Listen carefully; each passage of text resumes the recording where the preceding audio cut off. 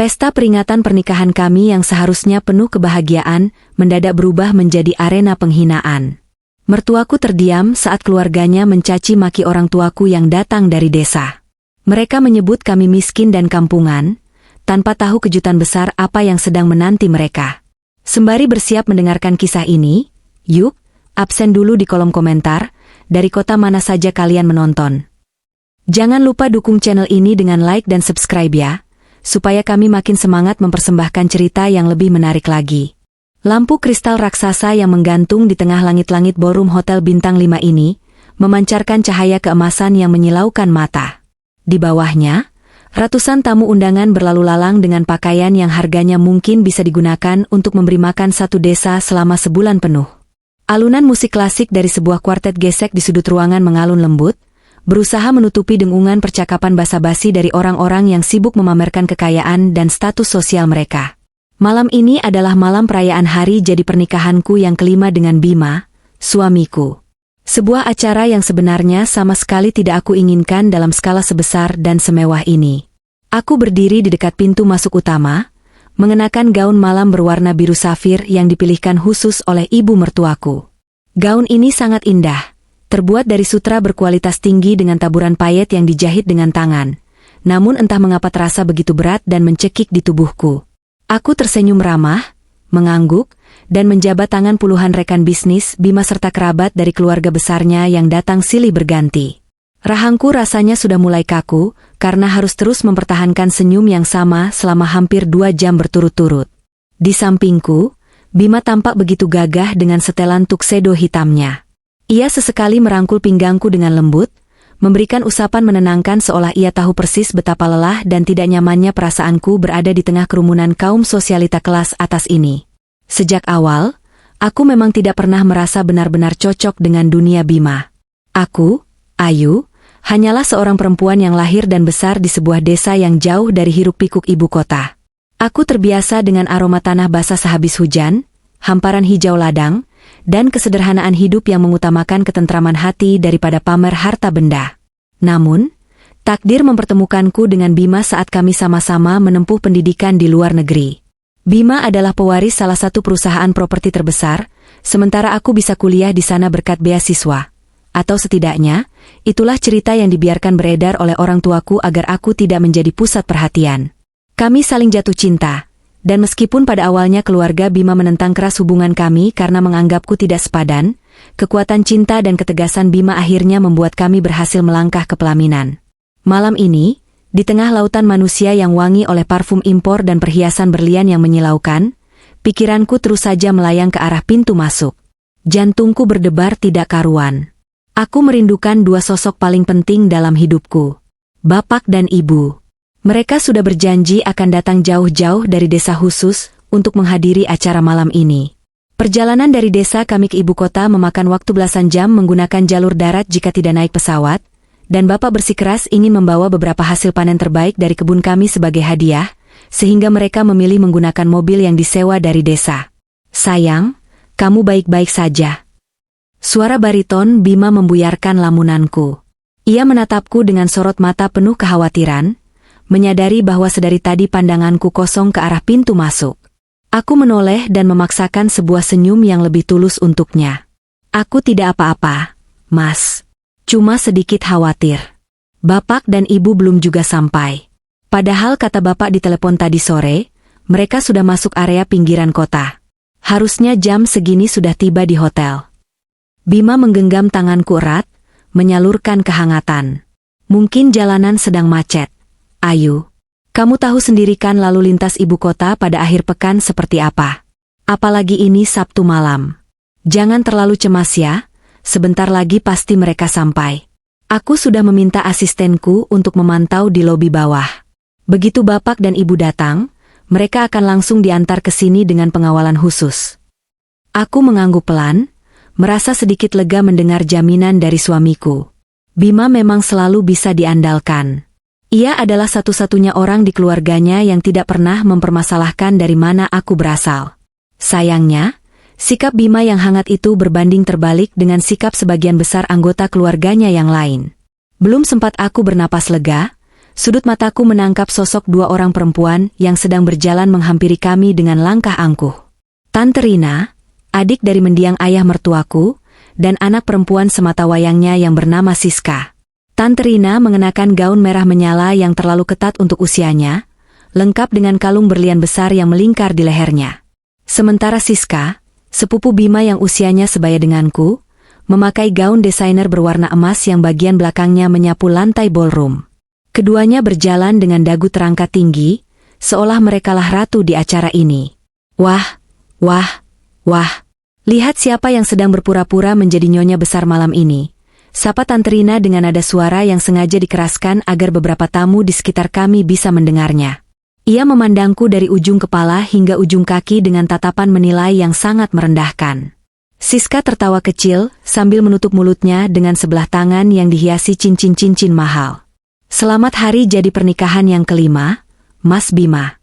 Dan oh, hai Ayu. Gaunmu lumayan juga malam ini. Walaupun aura kampungannya masih tidak bisa ditutupi, tapi setidaknya kamu tidak memalukan keluarga besar kita di depan para investor. Aku menarik napas panjang, menahan gemuruh di dada. Aku sudah berjanji pada diriku sendiri untuk tetap tenang dan penuh perhitungan menghadapi ular-ular berbisa di keluarga ini. Aku tidak akan membiarkan emosiku terpancing dan merusak acaraku sendiri.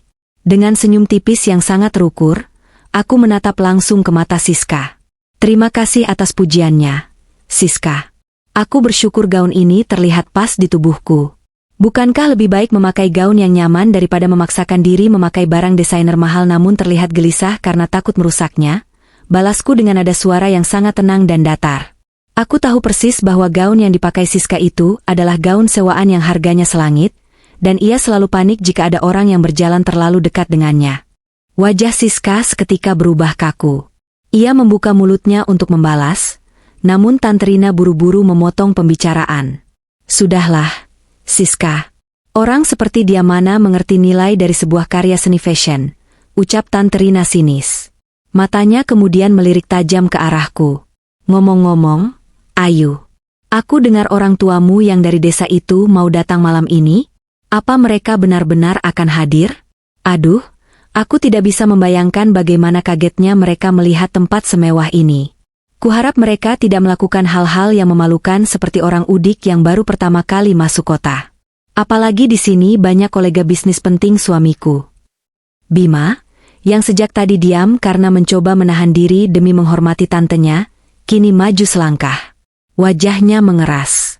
Tante Rina, tolong jaga ucapan tante.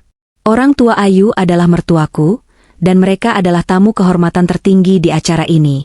Aku yang memaksa mereka untuk datang. Jadi aku harap tante dan Siska bisa bersikap sopan kepada mereka. Tante Rina mendengus kasar, memutar bola matanya dengan gaya yang sangat tidak elegan. Ya ampun, Bima. Tante ini cuma mengingatkan. Kamu tahu sendiri kan standar pergaulan kita seperti apa. Tante hanya tidak ingin nama baik keluarga kita tercoreng, karena tingkah laku orang-orang yang tidak tahu tata krama kelas atas. Jangan sampai bau kandang sapi atau bau lumpur sawah mereka merusak udara di ruangan ber-AC ini. Setelah melontarkan kalimat berbisa itu, Tante Rina menarik lengan Siska dan melenggang pergi meninggalkan kami menuju meja prasmanan, berkumpul kembali dengan gerombolan sosialitanya. Tawa sumbang mereka masih terdengar samar dari kejauhan. Tanganku tanpa sadar mengepal kuat di sisi gaunku. Hinaan itu terlalu menyakitkan. Bukan untukku, melainkan untuk kedua orang tuaku. Bapak dan ibuku adalah orang-orang paling terhormat dan pekerja keras yang pernah aku kenal. Mereka memang memilih untuk hidup sederhana di desa, jauh dari sorotan dan gaya hidup mewah. Namun, kesederhanaan mereka bukan berarti mereka pantas untuk dihina sedemikian rupa. Tante Rina dan Siska sama sekali tidak tahu siapa sebenarnya orang tuaku. Mereka hanya menilai dari kulit luar, dari asalku yang berada di pelosok daerah, tanpa pernah mencari tahu lebih dalam. Aku melirik jam tangan berlian di pergelangan tanganku, hadiah dari Bima pagi tadi. Pukul 8:15. Acara puncak akan segera dimulai setengah jam lagi. Di mana Bapak dan Ibu? Aku merogoh tas kecilku dan mencoba menghubungi nomor ponsel Bapak. Namun panggilanku dialihkan ke kotak suara. Rasa cemas mulai merayapi hatiku, mengalahkan rasa marah akibat hinaan Tante Rina tadi. Mas, Perasaan aku tidak enak. Telepon Bapak tidak aktif. Bisikku pada Bima, suaraku sedikit bergetar. Bima segera merangkul pundakku, mengelusnya dengan lembut. SSSD, tenanglah. Mereka pasti sedang di jalan atau mungkin baterai ponsel Bapak habis. Aku akan suruh orang ke lobi bawah lagi untuk memastikan. Kamu jangan panik ya. Kita harus menyambut tamu yang baru datang di sebelah sana. Aku mengangguk pelan, berusaha menekan segala rasa cemas dan amarah ke dasar hati. Malam ini masih panjang. Aku harus tetap berdiri tegak, menunjukkan sikap tenang dan penuh kendali, setidaknya sampai orang tuaku tiba dengan selamat. Sambil melangkah menyusuri karpet merah ballroom bersama suamiku, diam-diam aku berjanji dalam hati. Jika ada satu orang pun di ruangan ini yang berani merendahkan orang tuaku secara terang-terangan saat mereka tiba nanti, aku tidak akan lagi tinggal diam. Kesabaranku memiliki batas, dan aku bukan tipe perempuan lemah yang hanya bisa menangis saat diinjak-injak. Aku akan membalas mereka, bukan dengan makian yang sama kasarnya, melainkan dengan kenyataan yang akan menghancurkan kesombongan mereka hingga tak bersisa. Suasana ballroom semakin semarak. Denting gelas kristal yang saling bersentuhan, tawa renyah para tamu, dan alunan musik instrumen yang semakin menghentak memenuhi setiap sudut ruangan. Para pelayan berseragam rapi mondar-mandir, membawa nampan berisi hidangan pembuka yang ditata sedemikian rupa, hingga menyerupai karya seni mini. Di tengah hiruk-pikuk kemewahan yang memabukkan itu, perhatianku tiba-tiba tertuju pada sebuah keributan kecil yang terjadi di area pintu masuk utama. Musik terasa seolah memudar dari pendengaranku saat aku melihat dua sosok yang sangat kukenali sedang berdebat pelan dengan dua orang petugas keamanan berseragam hitam. Jantungku seketika berdegup kencang. Itu Bapak dan Ibu. Mereka akhirnya tiba. Namun, pemandangan di pintu masuk itu membuat napasku tertahan. Bapak mengenakan kemeja batik tulis lengan panjang bermotif klasik. Batik itu terlihat bersih dan rapi, namun warnanya sudah sedikit pudar termakan usia. Potongannya pun sangat longgar, tidak pas di badan seperti jas tuxedo mahal milik tamu-tamu lainnya. Di samping Bapak, Ibu berdiri dengan anggun mengenakan kebaya kutu baru sederhana berbahan katun berwarna coklat muda, dipadukan dengan kain jarik parang yang diikat rapi. Tidak ada perhiasan mencolok di tubuh Ibu, hanya sebuah bros kecil yang disematkan di dada. Rambut Ibu disanggul sederhana. Sangat kontras dengan gaya rambut para wanita sosialita di ruangan ini yang disasak tinggi dan dipenuhi jepitan berlian. Yang membuat situasi terlihat semakin tidak sinkron dengan kemewahan ballroom adalah barang bawaan Bapak. Di kedua tangannya, Bapak menenteng dua buah kardus tebal yang diikat dengan tali rafia berwarna merah. Dari celah kardus itu, aku bisa melihat ujung buah pisang raja yang kuning ranum dan beberapa bungkusan daun pisang yang pasti berisi penganan tradisional khas desa kami. Maaf, Pak, Bu. Apakah Bapak dan Ibu yakin tidak salah ruangan? Ini acara privat, perayaan ulang tahun pernikahan Bapak Bima dan Ibu Ayu. Hanya tamu undangan dengan kartu akses atau nama yang terdaftar yang boleh masuk. Terdengar suara petugas keamanan itu, nadanya sopan namun tersirat keraguan yang sangat jelas. Ia menatap kardus yang dibawa Bapak dengan pandangan curiga. Bapak tersenyum sabar, senyum tulus yang selalu menenangkan hatiku sejak aku kecil. Iya, Nak, kami tidak salah tempat. Ayu itu anak perempuan saya. Kami jauh-jauh dari desa mau menghadiri acaranya. Tolong izinkan kami masuk, ya? Petugas itu tampak bimbang, matanya mencari-cari asisten Bima atau panitia acara. Beberapa tamu undangan yang berada di dekat pintu masuk mulai menoleh dan memperhatikan. Bisik-bisik mulai terdengar berdengung seperti kawanan lebah. Pandangan aneh, meremehkan, dan penuh rasa jijik dilemparkan ke arah orang tuaku. Mereka menatap Bapak dan Ibu seolah-olah melihat makhluk asing yang tiba-tiba mendarat di tengah-tengah istana kerajaan. Tanpa membuang waktu sedetik pun lagi, aku melepaskan genggaman tangan Bima dan setengah berlari menerobos kerumunan tamu. Gaun panjangku menyapu lantai dengan cepat. Aku tidak peduli pada tatapan heran orang-orang di sekitarku. Yang ada di pikiranku saat ini hanyalah Bapak dan Ibu. Bapak, Ibu, panggilku lantang saat aku sudah berada di dekat pintu. Mendengar suaraku, wajah Bapak dan Ibu yang tadinya terlihat sedikit tegang langsung sumringah. Mata Ibu berkaca-kaca melihatku. Petugas keamanan segera mundur selangkah saat melihatku mendekat. Nyonya Ayu, maaf, Bapak dan Ibu ini. Mereka orang tuaku, potongku tegas dengan suara yang cukup keras agar terdengar oleh orang-orang di sekeliling kami. Aku menatap petugas keamanan itu dengan tajam, namun berusaha tetap tenang. Tolong bantu bawa barang bawaan bapak saya dan letakkan di ruang VIP di belakang panggung dengan hati-hati. Aku langsung berhambur ke pelukan ibu, memeluknya dengan sangat erat seakan tidak ingin melepaskannya. Aroma khas bedak bayi dan minyak telon yang selalu menempel di tubuh ibu langsung meredakan seluruh ketegangan yang sejak tadi mengikat dadaku. Setelah memeluk ibu, aku beralih memeluk bapak, menyalami tangannya yang kasar karena pekerja keras, lalu mencium pipinya. Maaf ya, enduk. Bapak dan ibu datang terlambat. Tadi sopirnya nyasar cari alamat hotelnya, terus di jalan masuk ke sini macetnya bukan main. Ucap bapak dengan nada penuh penyesalan, menepuk-nepuk punggungku dengan penuh kasih sayang. Tidak apa-apa, Pak. Yang penting bapak sama ibu sudah sampai dengan selamat. Ayu kangen banget sama kalian, kataku sambil menahan air mata agar tidak merusak riasan wajahku. Bima menyusul di belakangku. Ia segera meraih tangan bapak dan mencium punggung tangan beliau dengan sangat takzim, lalu melakukan hal yang sama pada ibu. Bima tidak sedikit pun menunjukkan rasa canggung atau malu melihat penampilan mertuanya di depan ratusan rekan bisnisnya yang super kaya. Selamat datang, Bapak, Ibu. Maaf Bima tidak bisa menjemput langsung ke lobi karena harus menyambut tamu di atas. Mari, Bima antar ke meja utama. Acara potong kuenya sebentar lagi dimulai. Ucap Bima dengan senyum hangatnya yang selalu berhasil mencairkan suasana. Namun, kedamaian kecil itu tidak berlangsung lama. Saat aku, Bima, dan kedua orang tuaku berbalik untuk berjalan menuju meja utama di bagian depan ballroom, aku menangkap suara tawa yang sangat nyaring dan sarkastik dari arah kananku. Aku menoleh dan melihat Tante Rina beserta Siska berdiri tidak jauh dari kami, dikelilingi oleh sekelompok wanita sosialita kenalan mereka. Ya ampun, bau apa ini tiba-tiba? Bau pasar tradisional bercampur bau keringat. Celetuk Siska dengan suara yang sangat keras, sengaja memancing perhatian seluruh tamu yang berada di radius 10 meter dari tempat mereka berdiri.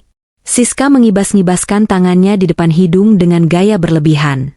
Tante Rina ikut tertawa mengejek, menatap sinis ke arah kardus yang kini sedang dibawa oleh petugas keamanan di belakang kami. Maklumlah, Siska. Namanya juga orang dari kampung. Datang ke hotel bintang 5 kok bawa-bawa kardus diikat tali rafia. Ini acara perayaan pernikahan kaum elit, bukan acara pembagian sembako gratis di balai desa. Estetika pestanya jadi rusak gara-gara pemandangan kampungan ini. Bisik-bisik tamu yang lain semakin kencang. Beberapa orang terang-terangan menertawakan bapak dan ibu. Aku bisa merasakan genggaman tangan ibu di lenganku sedikit mengendur, dan ibu menundukkan wajahnya, tampak salah tingkah dan malu. Bapak, di sisi lain, hanya tersenyum tipis dan menarik napas panjang, berusaha menutupi perasaannya demi menjaga suasana hati putri tunggalnya. Darahku seketika mendidih. Rasa marah yang luar biasa memuncak di dadaku, menyebar ke seluruh aliran nadiku. Aku ingin sekali berjalan ke arah Tante Rina dan menampar wajahnya yang penuh riasan tebal itu. Aku ingin menyiramkan segelas anggur ke gaun emas Siska yang sombong. Namun, aku ingat kembali janjiku pada diriku sendiri. Aku adalah Ayu, perempuan yang diajarkan untuk menggunakan akal pikiran, bukan sekadar emosi buta.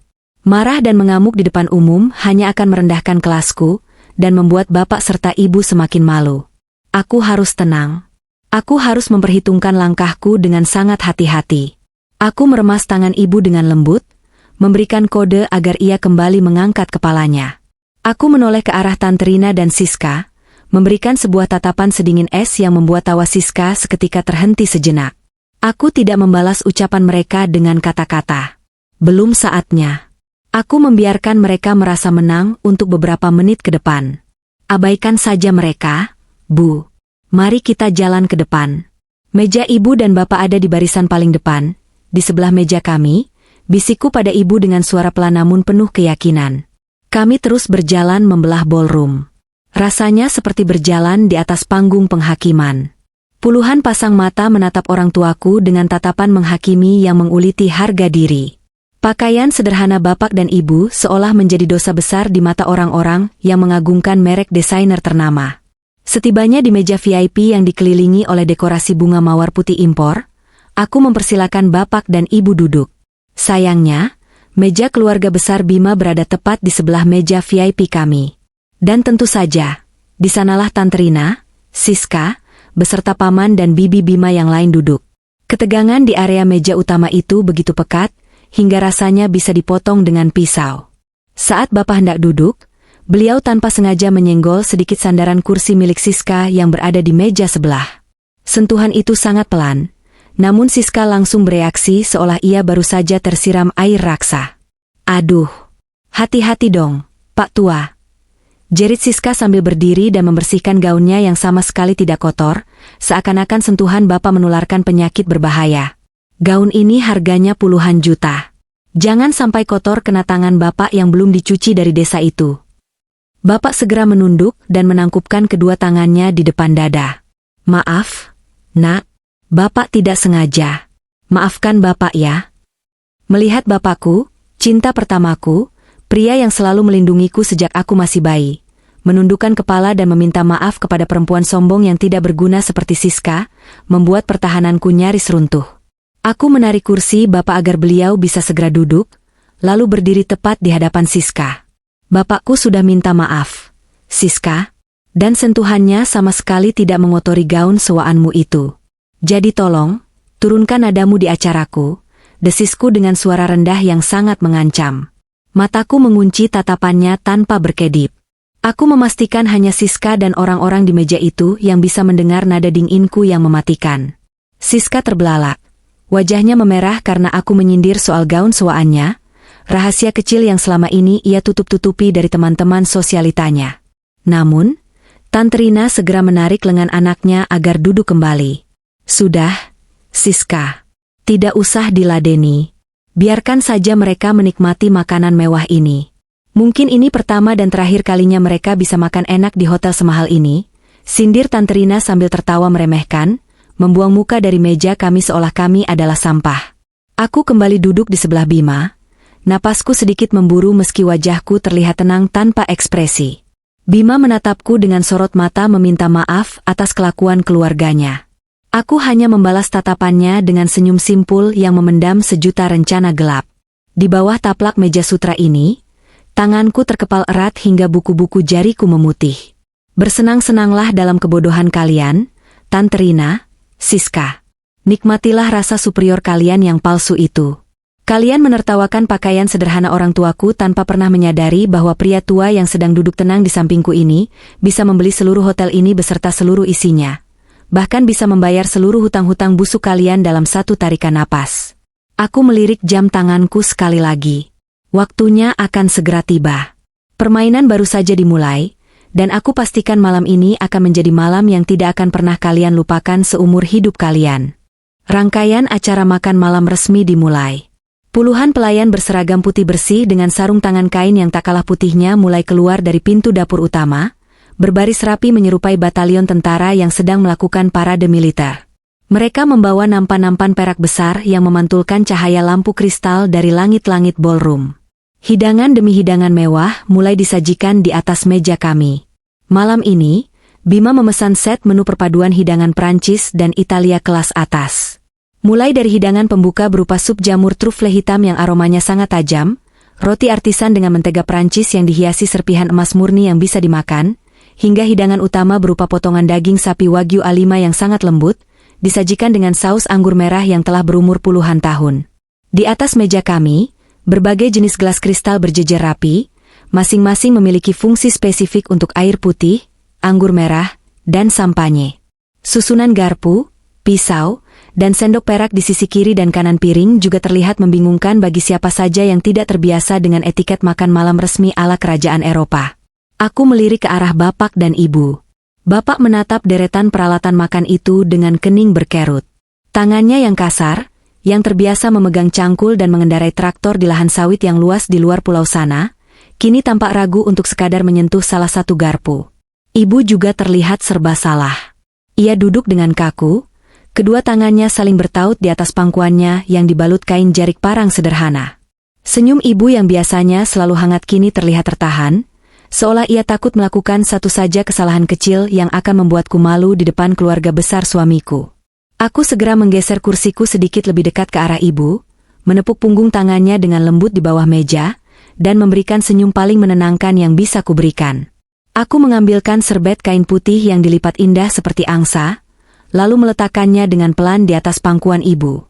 Tidak usah bingung, Bu. Pakai saja sendok dan garpu yang paling luar dulu. Kalau bapak dan ibu merasa tidak nyaman, pakai sendok biasa juga tidak apa-apa. Nanti Ayu mintakan ke pelayan, bisikku sepelan mungkin agar tidak menarik perhatian meja di sebelah kami. Namun, harapanku agar meja di sebelah kami tetap diam mengurus makanan mereka sendiri ternyata hanyalah angan-angan kosong belaka. Tante Rina, yang duduk tepat di seberang meja yang jaraknya hanya dibatasi oleh sebuah pilar bunga dekoratif kecil, memiliki telinga yang tampaknya sangat peka terhadap segala sesuatu yang bisa ia jadikan bahan ejekan. Tante Rina sengaja meletakkan garpunya dengan sedikit bantingan ke atas piring porselen, menciptakan suara denting yang cukup keras untuk membuat beberapa orang di meja kami menoleh ke arahnya. Ya ampun, Bima, Tante Rina memulai serangannya dengan nada suara yang sengaja dibuat melengking dan dibuat-buat, persis seperti seorang aktris teater yang sedang mencari perhatian penonton. Tante heran sekali dengan pilihan menu makanan malam ini. Kenapa kamu tidak menyuruh koki hotel bintang 5 ini untuk memasak sayur lodeh, ikan asin, atau singkong rebus saja? Kasihan sekali itu mertuamu. Sepertinya mereka kebingungan melihat daging sapi wagyu impor dan sup jamur truffle ini. Takutnya perut mereka yang terbiasa makan makanan kampung malah kaget dan sakit perut setelah makan makanan orang kaya. Di samping Tante Rina, Siska langsung menyemburkan tawa kecil yang terdengar sangat merendahkan. Tidak hanya Siska, 2 orang teman sosialitanya yang malam ini ikut hadir dan duduk di meja yang sama, yaitu Clarissa dan Rania, ikut tertawa berderai-derai. Clarissa menutupi mulutnya dengan kipas berbulu yang konyol, sementara Rania menatap bapak dan ibu dari atas sampai bawah dengan pandangan jijik yang sama sekali tidak ia sembunyikan. Aduh, Tante Rina ini bisa saja, timpal Clarissa dengan nada manja yang membuat telingaku rasanya ingin meledak. Tapi benar juga sih, Tante. Sayang sekali makanan semahal ini dihidangkan untuk lidah yang tidak bisa menghargai rasanya. Coba lihat, bapaknya Ayu bahkan memegang pisau daging terbalik. Hati-hati, Pak, nanti tangannya terpotong loh. Pisau itu tajam, tidak seperti arit pembabat rumput yang biasa bapak pakai di desa. Rania ikut menimpali tanpa rasa bersalah sedikit pun, menyandarkan tubuhnya ke sandaran kursi sambil memutar-mutar gelas anggurnya. Mungkin di desa sana, mereka makannya muluk pakai tangan langsung dari daun pisang ya. SIS? Wah, pasti pengalaman yang sangat eksotis. Aku jadi penasaran, apakah di desa bapak dan ibu ini sudah ada listrik? Atau malam-malam masih pakai lampu tempel berbahan bakar minyak tanah? Kasihan sekali, pasti mereka kepanasan duduk di ruangan yang AC-nya sedingin ini. Siska tertawa semakin keras. Tawanya menggema mengalahkan alunan musik klasik yang sedang dimainkan. Jangankan AC, Rania. Mungkin mereka baru pertama kali melihat karpet tebal seperti ini. Tolong ya, Pak, Bu, sepatunya jangan dilepas saat menginjak karpet. Ini bukan langgar atau pos ronda di kampung. Sepatu harus tetap dipakai, walaupun sepatu bapak terlihat seperti sepatu obralan yang dibeli di pasar tumpah. Darahku mendidih hebat mendengarnya. Kata-kata mereka bukan lagi sekadar sindiran halus, melainkan serangan frontal yang sengaja dirancang untuk mempermalukan bapak dan ibu di depan umum. Aku mencengkeram erat serbet di pangkuanku, berusaha mati-matian menahan diri agar tidak berdiri, dan melemparkan mangkuk sup truffle yang panas ini tepat ke wajah Siska dan teman-temannya. Nafasku mulai tidak teratur. Aku melirik bapak. Bapak masih tersenyum. Sebuah senyum tulus yang menyembunyikan kebesaran hatinya. Bapak meletakkan pisau dan garpunya kembali ke atas meja dengan gerakan yang sangat tenang. Bapak menoleh ke arah Tante Rina, Siska, Clarissa, dan Rania. Iya, Nak Siska, Nak Clarissa, Nak Rania. Bapak dan ibu memang orang desa. Kami terbiasa makan hasil bumi yang kami tanam sendiri. Padi dari sawah sendiri, sayur dari kebun sendiri. Mungkin rasanya tidak semewah makanan di hotel ini, tapi alhamdulillah, makanan kami selalu cukup untuk mengenyangkan perut dan menenangkan hati. Soal garpu dan pisau ini, Bapak memang kurang paham aturan mainnya. Maklum, Bapak lebih sering memegang cangkul dan pulpen daripada barang-barang perak seperti ini. Terima kasih sudah diingatkan. Bapak akan lebih berhati-hati, ucap Bapak dengan nada suara yang sangat lembut, sama sekali tidak terpancing emosi, namun kata-katanya penuh dengan makna yang dalam. Sayangnya, kelembutan Bapak justru dianggap sebagai kelemahan oleh segerombolan ular berbisa di meja sebelah itu. Tante Rina mendengus angkuh, membuang muka seolah berbicara dengan Bapak adalah sesuatu yang menurunkan derajatnya. Tentu saja kamu lebih sering memegang cangkul, gumam Tante Rina sinis. Petani gurem memang pekerjaannya cuma mencangkul tanah orang. Memang sungguh sebuah keajaiban Bima mau menikahi anak perempuanmu. Kalau bukan karena Bima yang mengangkat derajat keluarga kalian dari lumpur kemiskinan, mungkin sampai mati kalian tidak akan pernah menginjakan kaki di lantai marmer hotel seperti ini. Kalian harusnya banyak-banyak bersyukur dan berterima kasih pada keluarga kami. Bima, yang sejak tadi duduk di sebelahku dengan rahang mengeras, tiba-tiba memajukan tubuhnya. Wajah suamiku memerah pada menahan amarah yang sudah mencapai ubun-ubun. Ia membuka mulutnya, bersiap untuk membentak tantenya sendiri di depan semua orang. Namun, sebelum Bima sempat mengeluarkan sepatah kata pun, aku segera mencengkeram pahanya di bawah meja. Aku menoleh ke arah Bima dan menggelengkan kepalaku dengan sangat pelan namun tegas. Mataku mengisyaratkan sebuah perintah mutlak, jangan sekarang. Jangan hentikan mereka. Biarkan mereka terus menggali kuburan mereka sendiri dalam-dalam. Aku ingin mereka merasa berada di puncak kesombongan sebelum aku menjatuhkan mereka ke dasar jurang yang paling kelam. Bima menatap mataku, mencari tahu apa yang sedang aku rencanakan. Ia melihat kilat kemarahan yang dingin di mataku, dan perlahan-lahan ia mengerti. Bima menarik napas panjang, menyandarkan kembali tubuhnya ke kursi, meski tangannya masih terkepal kuat di atas meja. Aku mengedarkan pandanganku ke sekeliling ballroom yang sangat luas ini. Tepat di dekat pintu keluar yang tak jauh dari panggung utama, berdiri sosok Alana. Alana adalah asisten pribadiku, orang kepercayaanku yang paling tangguh. Berbeda dengan karakter asisten pada umumnya yang gampang panik, Alana adalah perempuan yang sangat tenang dan penuh perhitungan. Wajahnya nyaris tanpa ekspresi, rambutnya diikat rapi ke belakang, dan ia mengenakan setelan jas wanita berwarna hitam yang membuatnya terlihat sangat profesional. Aku menatap lurus ke arah Alana selama 2 detik. Alana menangkap tatapanku. Ia memiringkan kepalanya sedikit, sebuah anggukan mikroskopis yang hanya bisa dimengerti olehku. Lewat tatapan itu, Alana mengonfirmasi bahwa semua dokumen rahasia, semua berkas, dan semua presentasi yang telah aku perintahkan untuk ia siapkan sejak berminggu-minggu lalu sudah berada di tangannya. Siap untuk dieksekusi kapan saja aku memberikan aba-aba. Makan malam pun berlanjut dalam suasana yang sangat menyesakkan. Setiap kali ibu mencoba mengambil makanan, Siska atau Rania akan membuat suara decakan lidah yang mengganggu. Setiap kali bapak mengunyah, Tante Rina akan berbisik keras kepada teman-temannya tentang betapa buruknya tata krama orang kampung. Aku menelan setiap hinaan itu. Aku merekam setiap tawa sumbang, setiap tatapan jijik, dan setiap kalimat merendahkan yang keluar dari mulut kotor mereka. Aku mengumpulkan semuanya di dalam kepalaku, menyusunnya menjadi amunisi mematikan.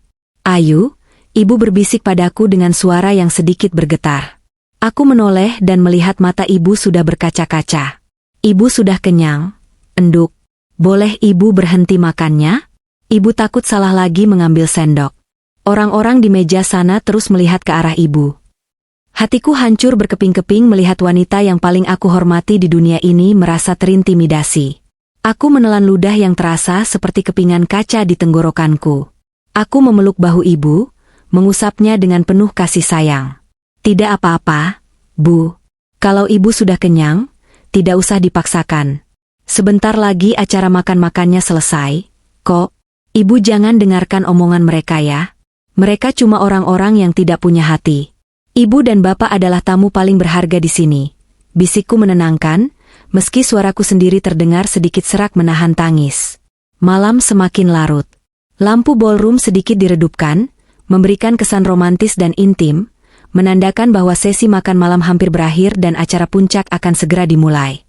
Pelayan-pelayan mulai membersihkan meja, mengangkut piring-piring kosong, dan menggantinya dengan gelas-gelas panjang berisi sampanye untuk acara bersulang. Aku merapikan letak gaunku, menarik punggungku agar tegak lurus. Perasaanku kini sudah berubah sepenuhnya. Kesedihan telah menguap, digantikan oleh sebongkah es kemarahan yang membeku dan siap untuk dihantamkan ke wajah orang-orang yang telah merendahkan keluargaku. Waktunya sudah hampir tiba. Dentang sendok yang diketuk ke gelas kristal, memecah keheningan yang mulai menyelimuti ruangan. Perhatian seluruh tamu perlahan-lahan beralih ke arah panggung utama, yang dihiasi oleh lengkungan bunga mawar putih, dan lampu sorot yang dramatis. Seorang pria tampan dengan setelan jas rapi melangkah naik ke atas panggung, membawa sebuah mikrofon di tangannya. Pria itu adalah Bhaskara, pembawa acara kenamaan ibu kota yang sengaja disewa oleh Bima untuk memandu acara malam ini. Bhaskara memiliki karisma yang kuat dan suara bariton yang berat, sangat cocok untuk menguasai acara berskala besar seperti ini. Selamat malam, hadirin sekalian yang terhormat. Tamu undangan, rekan bisnis, serta keluarga besar dari Bapak Bima dan Ibu Ayu yang berbahagia, sapa Bhaskara dengan senyum profesionalnya yang menawan. Malam ini, kita berkumpul di ruangan yang indah ini bukan sekadar untuk menikmati hidangan lezat, melainkan untuk merayakan sebuah tonggak sejarah yang luar biasa. 5 tahun perjalanan cinta yang kuat, saling mendukung, dan saling melengkapi antara dua insan yang luar biasa. Tanpa membuang waktu lebih lama lagi, mari kita sambut bintang utama malam ini, Bapak Bima dan Ibu Ayu, untuk naik ke atas panggung. Riuh tepuk tangan seketika membahana memenuhi ballroom. Bima berdiri, mengancingkan jas tuksedonya, lalu mengulurkan tangannya padaku. Aku menyambut tangannya, bangkit berdiri dengan anggun, dan berjalan bersisian dengannya menuju panggung utama. Gaun biru safirku berkilauan tertimpa cahaya lampu sorot yang kini mengikuti setiap langkah kami. Saat kami tiba di atas panggung, Bhaskara menyerahkan mikrofon tersebut kepada Bima dan melangkah mundur, memberikan panggung sepenuhnya kepada kami berdua. Bima menatapku dengan tatapan yang penuh cinta, lalu beralih menatap seluruh tamu yang hadir di hadapan kami. Suasana perlahan menjadi hening, menantikan kata-kata dari sang tuan rumah. Selamat malam, semuanya. Terima kasih yang sebesar-besarnya saya ucapkan atas kehadiran kalian malam ini, ucap Bima mengawali pidatonya. Suaranya terdengar mantap dan berwibawa. 5 tahun yang lalu, saya mengikat janji suci dengan wanita luar biasa yang berdiri di samping saya ini. Ayu bukanlah sekadar istri bagi saya. Dia adalah penopang saya, teman diskusi terbaik saya, dan kompas yang selalu mengarahkan saya kembali ke jalan yang benar saat saya merasa kehilangan arah dalam kerasnya dunia bisnis. Perjalanan kami tidak selalu mudah. Banyak perbedaan yang harus kami satukan, namun cinta dan rasa saling menghargai selalu menjadi pemenang pada akhirnya. Malam ini, secara khusus saya juga ingin mengucapkan terima kasih yang tak terhingga kepada kedua orang tua Ayu, bapak dan ibu mertua saya yang sangat saya hormati, yang telah rela menempuh perjalanan sangat jauh dari desa demi hadir di sini. Tanpa doa dan restu mereka, pernikahan kami tidak akan sekuat ini. Bima mengangkat gelas sampanyenya tinggi-tinggi. Mari kita bersulang, untuk cinta, untuk keluarga, dan untuk masa depan yang lebih baik. Cheers! Cheers! Sahut ratusan tamu secara serempak. Namun, tepat ketika seluruh tamu baru saja menyentuhkan pinggiran gelas mereka ke bibir, sebuah keributan terjadi di sisi kiri panggung.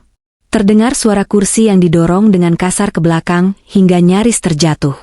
Aku menyipitkan mata ke arah kegelapan yang berada di luar jangkauan lampu sorot, berusaha melihat apa yang sedang terjadi. Siska.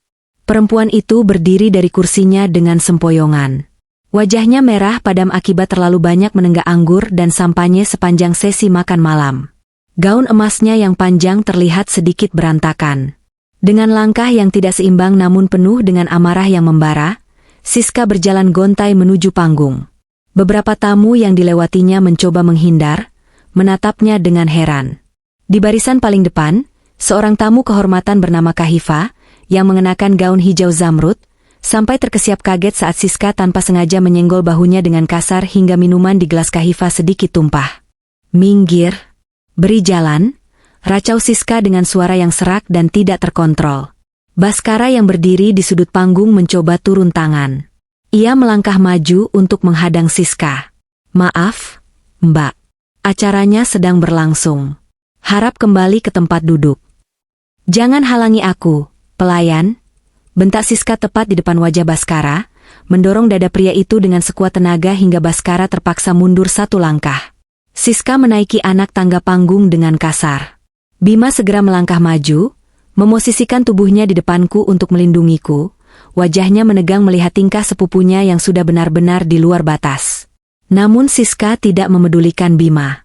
Ia langsung merampas mikrofon yang masih dipegang longgar oleh suamiku. Gerakannya begitu tiba rata sehingga mikrofon itu menghasilkan suara dengungan melengking, feedback, yang memekakan telinga. Seluruh tamu di dalam ballroom langsung menutup telinga mereka rapat-rapat, dan keheningan yang tegang dan mematikan seketika menyelimuti ruangan luas tersebut. Siska berdiri di tengah panggung, napasnya terengah-engah, matanya nanar menatap ke sekeliling ruangan sebelum akhirnya mengunci pandangannya lurus ke arah meja VIP tempat bapak dan ibuku duduk.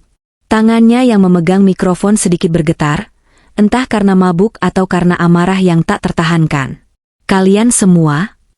Siska mulai berbicara, suaranya yang pecah dan bernada tinggi bergema memantul di dinding-dinding ballroom yang dilapisi peredam suara mahal. "Kalian semua berdiri di sini, bersulang, bertepuk tangan, memuji-muji wanita ini seolah-olah dia adalah seorang ratu yang suci. Kalian semua ditipu mentah-mentah." Siska menunjuk tajam ke arahku dengan jari telunjuknya yang dipasangi kuku akrilik merah menyala. "Ayu ini bukan siapa-siapa. Dia cuma parasit. Dan kalian tahu siapa yang lebih menjijikkan dari parasit ini." Dengan gerakan dramatis yang diiringi tawa histeris, Siska mengayunkan tangannya, menunjuk lurus ke arah bapak dan ibuku yang sedang duduk mematung di meja mereka. Mereka, dua orang tua renta yang berpakaian compang-camping bak pengemis itu. Lihat baik-baik, semuanya. Lihat siapa orang tua kandung dari istri tersayang Bima ini. Mereka adalah orang miskin, kampungan, udik dari desa terpencil yang tidak ada di peta. Mereka datang ke acara semewah ini dengan membawa kardus-kardus murahan yang diikat dengan tali rafia, membawa bau kemiskinan dan bau kotoran sapi ke dalam ruangan ini. Ballroom itu seketika berubah menjadi kuburan. Tidak ada satupun yang berani bernapas terlalu keras. Aku bisa melihat Kahifa menutup mulutnya dengan kedua tangan, matanya terbelalak ngeri mendengar rentetan kalimat kasar yang keluar dari mulut Siska. Di meja sebelah bapak, Tante Rina bukannya menghentikan anaknya, ia malah duduk menyandar sambil tersenyum sinis. Menikmati pertunjukan itu seolah Siska sedang menyuarakan isi hatinya yang paling dalam. Clarissa dan Rania saling berbisik sambil sesekali melirik sinis ke arah ibuku. "Siska, cukup. Tutup mulutmu dan turun dari panggung ini sekarang juga, atau aku akan menyuruh satpam menyeretmu keluar," bentak Bima dengan suara guntur yang menggelegar, mencoba merebut kembali mikrofon itu. Namun Siska menghindar dengan gesit, berlari ke ujung panggung yang lain, menjauh dari Bima. "Tidak. Aku tidak akan diam. Kalian semua harus tahu kebenarannya," teriak Siska histeris. Ia kembali menatap para tamu, seolah sedang memberikan orasi politik. Keluarga Ayu ini tidak punya apa-apa. Ayu merayu Bima, menggunakan pesonanya yang murahan untuk memikat pewaris tunggal keluarga kami, hanya demi satu tujuan. Dia ingin mengangkat derajat keluarganya yang melarat. Dia pengeruk harta, seorang gold digger yang licik. Dia memakai uang Bima untuk membelikan baju batik loakan untuk bapaknya, dan kebaya murahan untuk ibunya, lalu dengan tidak tahu malu membawa mereka ke sini untuk mempermalukan keluarga besar kami. Siska kembali menunjuk bapak dan ibu, kali ini dengan tatapan penuh kebencian yang menyala-nyala. "Kalian dengar aku, Pak Tua, Bu Tua? Kalian itu sampah. Kalian tidak pantas berada di sini. Tempat kalian itu di kandang sapi, di tengah sawah yang berlumpur, bukan di hotel bintang 5. Kehadiran kalian merusak acara ini. Pergi dari sini, bawa kardus rongsokan kalian dan kembali ke gubuk reot kalian di desa." Dada ini rasanya seperti dihantam oleh palu godam berukuran raksasa. Napasku tertahan di tenggorokan, mataku memanas. Aku segera menoleh ke arah meja VIP. Pemandangan yang kulihat di sana meruntuhkan seluruh sisa kesabaranku yang masih tersisa. Ibu menangis. Kepalanya menunduk dalam-dalam hingga dagunya menyentuh dada. Bahunya bergetar hebat. Air matanya menetes jatuh satu persatu, membasahi kebaya kutu baru coklat yang baru saja disetrikanya dengan penuh kehati-hatian pagi tadi. Wanita yang membesarkanku dengan penuh kasih sayang, yang tak pernah sekalipun menyakiti hati orang lain seumur hidupnya, kini menangis sesenggukan karena dipermalukan di depan ratusan pasang mata. Di samping ibu, bapak duduk tegak seperti patung batu. Rahang bapak mengeras, urat-urat di lehernya menonjol, namun matanya memancarkan kesedihan yang teramat sangat. Bapak menggenggam tangan ibu, mencoba menguatkannya, meski aku tahu hati bapak juga hancur lebur dihina sedemikian rupa. Keheningan di ruangan itu terasa mencekik. Hanya suara isak tangis ibuku yang terdengar samar-samar di antara bisik-bisik kejam dari Tante Rina, Clarissa, dan Rania. Beberapa tamu undangan yang tidak tahu apa-apa kini mulai menatap bapak dan ibu dengan tatapan kasihan, namun tak sedikit pula yang memandang mereka dengan tatapan jijik dan merendahkan, termakan oleh fitnah keji yang baru saja dimuntahkan oleh Siska. Itulah titik puncaknya. Tali pengekang kewarasan dan kesabaran yang sedari tadi kupertahankan mati-matian akhirnya putus. Sesuatu di dalam diriku patah, hancur lebur, dan tergantikan oleh sesuatu yang jauh lebih gelap, lebih dingin, dan sangat mematikan. Aku tidak lagi merasakan kesedihan. Aku tidak lagi ingin menangis. Yang tersisa di dalam nadiku hanyalah murni amarah yang menuntut pembalasan tanpa ampun. Aku menghembuskan napas pelan, sangat pelan, hingga dadaku terasa kosong. Aku memutar tubuhku, menatap Siska yang masih berdiri terengah-engah di sudut panggung, dengan senyum penuh kemenangan di bibirnya. Bima yang berada di sampingku menatapku dengan panik. Wajahnya pucat pasi, mulutnya terbuka ingin mengatakan sesuatu untuk menenangkanku. Namun aku mengangkat satu tanganku, menghentikan apapun yang ingin ia ucapkan. Aku melangkah mendekati Siska. Gaun biru safirku berdesir menyapu lantai panggung, langkahku begitu tenang, terukur, tanpa keraguan sedikitpun. Aura yang kupancarkan bukan lagi aura seorang istri yang sedang dipermalukan, melainkan aura seorang algojo yang sedang berjalan menuju tiang eksekusi. Siska yang melihatku mendekat perlahan-lahan mulai kehilangan senyumnya. Kegilaan di matanya sedikit memudar, digantikan oleh kilatan kebingungan, dan sedetik kemudian, ketakutan yang murni saat ia melihat tatapan mataku yang kosong dan mematikan. Aku berhenti tepat di depan Siska. Jarak kami hanya tersisa beberapa sentimeter. Aku bisa mencium bau alkohol yang menyengat dari napasnya.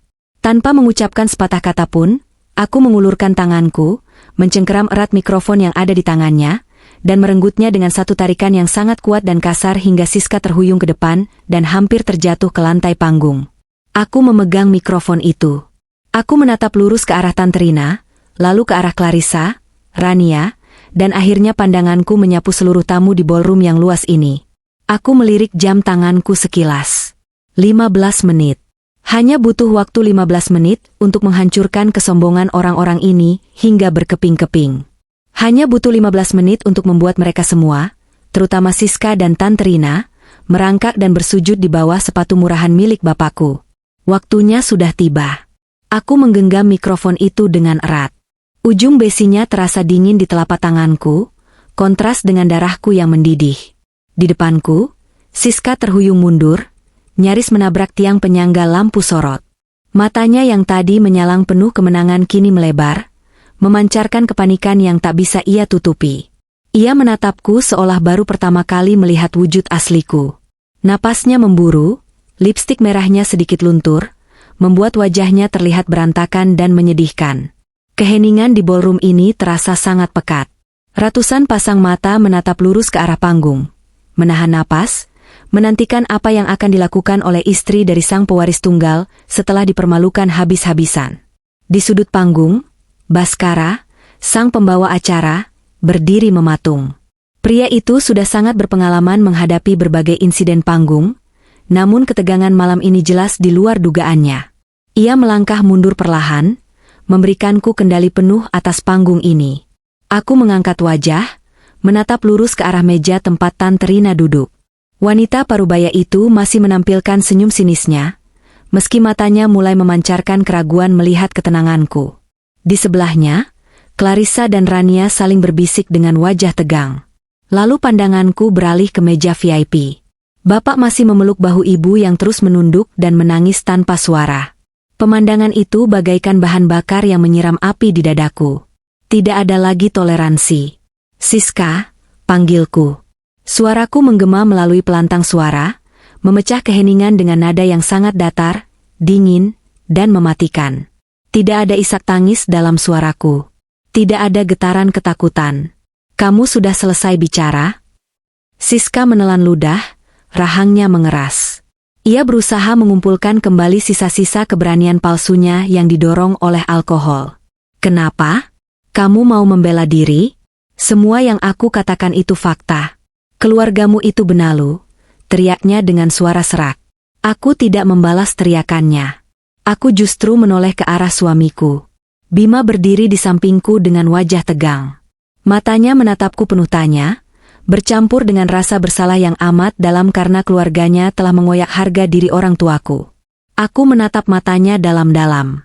"Mas," ucapku pelan namun tegas padanya, menjauhkan sedikit mikrofon dari mulutku agar percakapan kami tidak terdengar oleh tamu. "Beri aku waktu 15 menit. Apapun yang terjadi, apapun yang aku tampilkan di layar itu nanti, jangan hentikan aku. Ini janjiku sebagai istrimu. Tolong, percaya padaku." Bima menatapku selama beberapa detik. Ia melihat tidak ada keraguan di mataku. Perlahan, ia mengangguk mantap. Suamiku melangkah mundur satu langkah, memberikanku ruang, seolah mendeklarasikan kepada seluruh ruangan bahwa ia berdiri di pihakku, apapun risikonya. Aku kembali mendekatkan mikrofon ke bibirku. "Bapak, Ibu," kataku, kali ini nadaku melembut saat menatap ke arah meja VIP. "Tolong angkat kepala kalian. Kalian tidak melakukan kesalahan apapun. Orang yang seharusnya menunduk malu dan menangis malam ini bukanlah kalian." Ibu perlahan mengangkat wajahnya yang basah oleh air mata. Bapak menatapku dengan sorot mata penuh tanda tanya, namun beliau mengangguk kecil, memberikan sisa kekuatan yang ia miliki untuk putri tunggalnya. Aku mengedarkan pandangan ke seluruh penjuru ballroom. "Hadirin sekalian, saya mohon maaf atas ketidaknyamanan ini. Seharusnya malam ini adalah malam perayaan yang penuh kebahagiaan. Namun, karena sepupu suami saya merasa perlu mengungkap sebuah kebenaran, saya rasa tidak adil jika kita berhenti sampai di sini. Mari kita buka semua kebenaran yang ada di ruangan ini.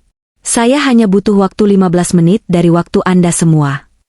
Aku menoleh ke arah pintu keluar. Di sana, asisten pribadiku sudah bersiaga.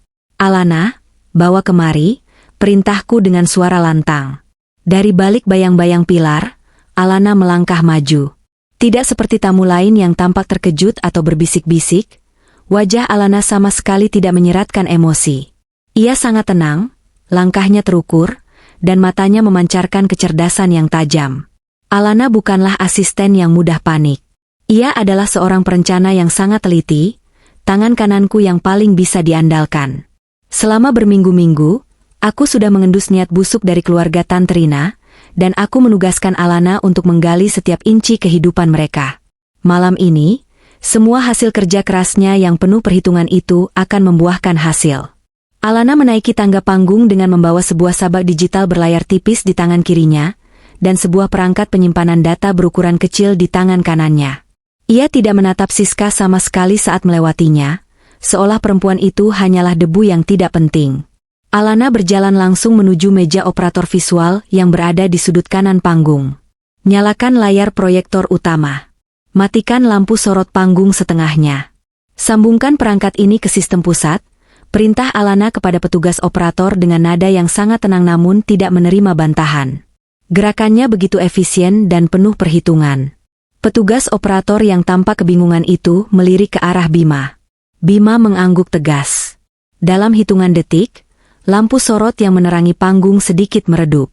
Suara mesin proyektor raksasa yang menggantung di langit-langit berdesir pelan, dan sebuah layar putih berukuran sangat besar perlahan-lahan turun menutupi tirai bludru di belakang kami.